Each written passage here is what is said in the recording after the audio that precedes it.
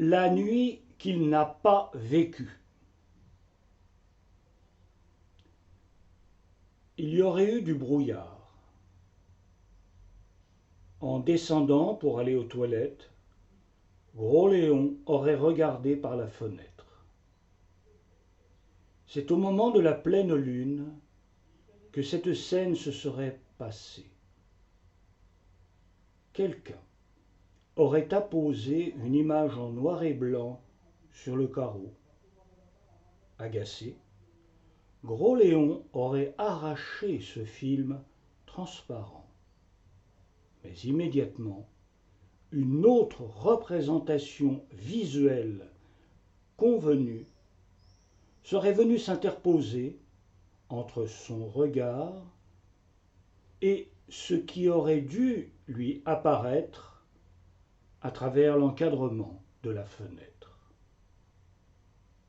La nuit lui résistait.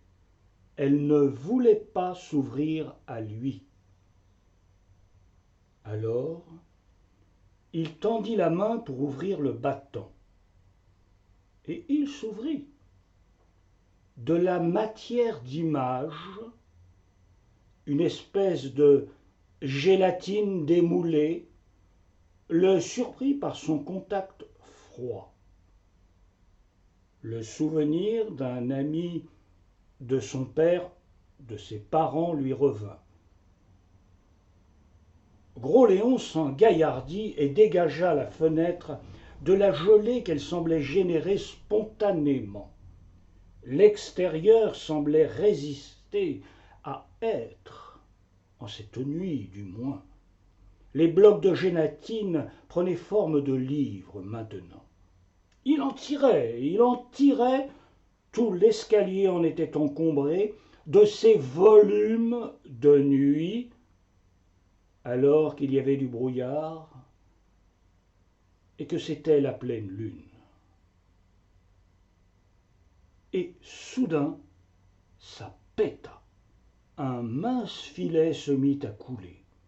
Il tira sur la croûte et la cataracte bondit dans la maison. Il n'eut que le temps de remonter les marches et de se réfugier sur le palier derrière la balustrade. Les meubles s'entrechoquaient dans l'eau noire en dessous. C'était la nuit dans la nuit. Elle s'était vomie dessus. Dépité, Gros Léon finit par revenir dans son lit. Lequel?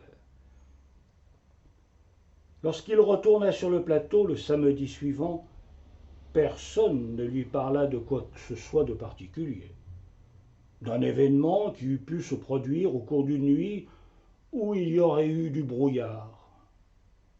Il n'osa pas poser de questions. À qui aurait-il pu s'adresser?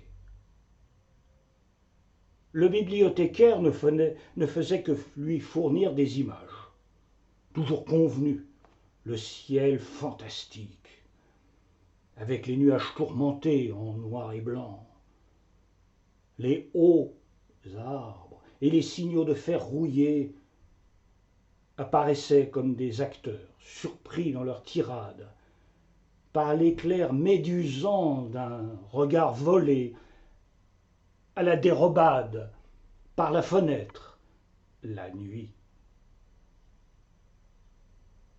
Peut-être valait-il mieux qu'il eût été tenu à l'écart de ces inondations de nuit dans la maison. C'était du jambon qui coulait. Il eût été malade.